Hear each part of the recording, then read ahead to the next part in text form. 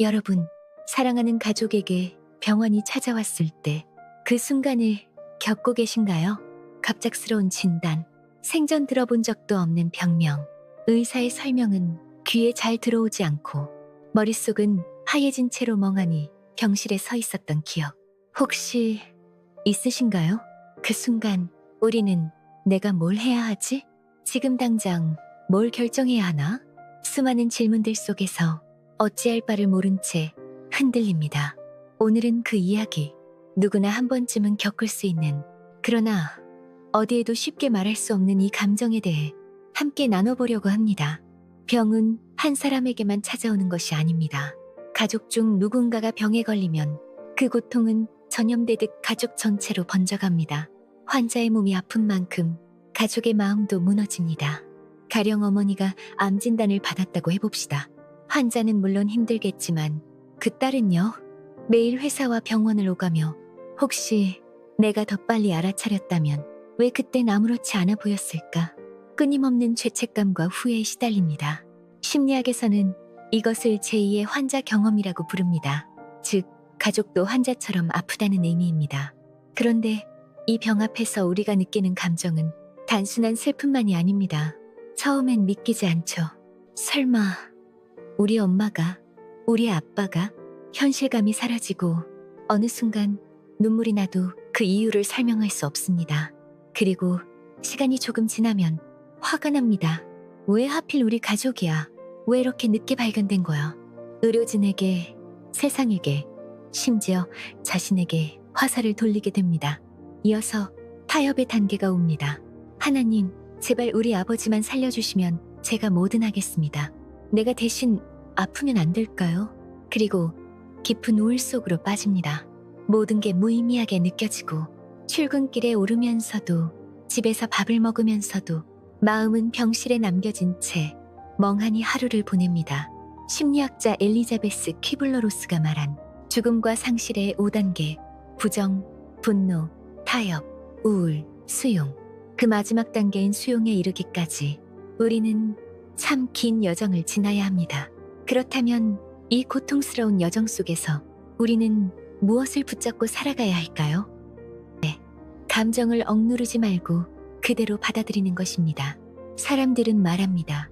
괜찮아질 거야. 지금은 울면 안 되지.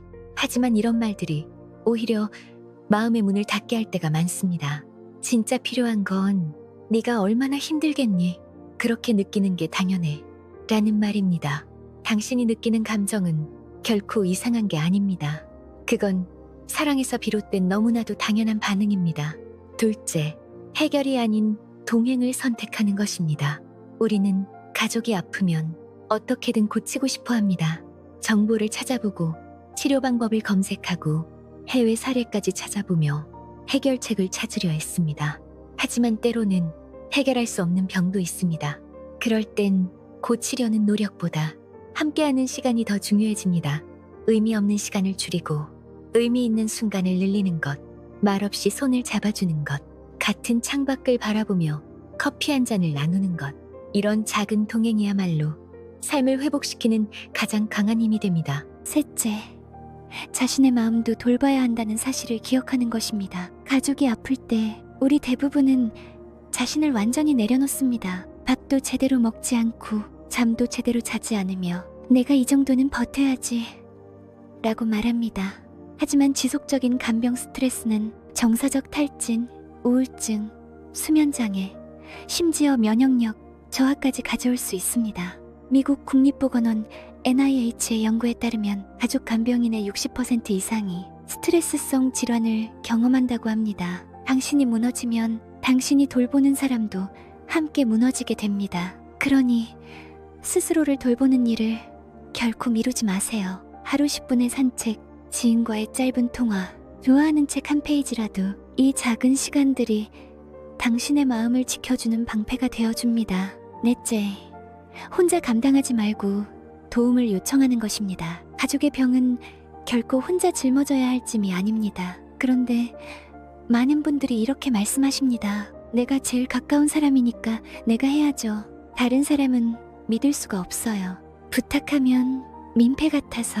하지만 도움을 요청하는 것은 민폐가 아니라 오히려 용기입니다. 주변 사람들에게 작은 역할을 나누어 보세요. 병원 일정 조율, 식사 준비, 약 복용 체크 등 도움을 줄 수 있는 사람은 생각보다 많습니다. 또한 지역보건소나 복지센터, 간병 지원 서비스, 정신건강 상담 등 공공자원을 적극적으로 활용하는 것도 필요합니다. 이쯤에서 한 사람의 이야기를 소개해 드릴게요. 가수 인순이를 아시죠? 그녀는 인터뷰에서 이런 고백을 한 적이 있습니다. 어머니가 돌아가셨을 때에도 무대에 올랐어요. 무대 위에서는 아무 일 없는 척 했지만 무대 아래에서는 매일 눈물을 삼켰습니다. 그녀는 그 감정을 숨기지 않았습니다. 음악이라는 방식으로 표현하고 곡에 담아냈습니다. 내가 아프고 슬플 때 다른 누군가도 나의 노래를 들으며 위로받을 수 있다면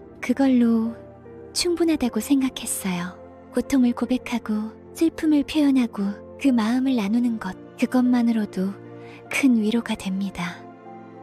여러분, 지금 사랑하는 사람이 아파서 무너질 것 같은 시간을 보내고 계신가요? 그 마음 정말 이해합니다. 하지만 한 가지 잊지 말아주세요. 당신은 절대 혼자가 아닙니다. 그리고 지금 그 자리를 묵묵히 지키고 있는 당신, 정말 충분히 잘하고 계십니다. 지금 당신이 흘리는 눈물, 그 안에는 깊은 사랑과 책임이 담겨 있습니다. 그 눈물은 연약함이 아니라 세상에서 가장 단단한 마음의 증거입니다. 마지막으로 지금 이 시간을 조금 더 건강하게 살아내기 위한 조언을 드리겠습니다. 감정을 기록해보세요. 종이에, 핸드폰 메모장에, 혹은 음성으로라도 당신의 감정을 표현해보세요. 오늘은 너무 두려웠. 엄마 얼굴이 유난히 창백해 보여서 마음이 아팠다. 감정을 밖으로 꺼내는 것만으로도 뇌의 긴장이 완화되고 마음의 혼란이 정리됩니다. 그리고 일일 일기쁨을 적어보세요. 오늘 엄마가 식사를 하시면서 맛있다고 햇빛이 좋아서 병실이 환했다.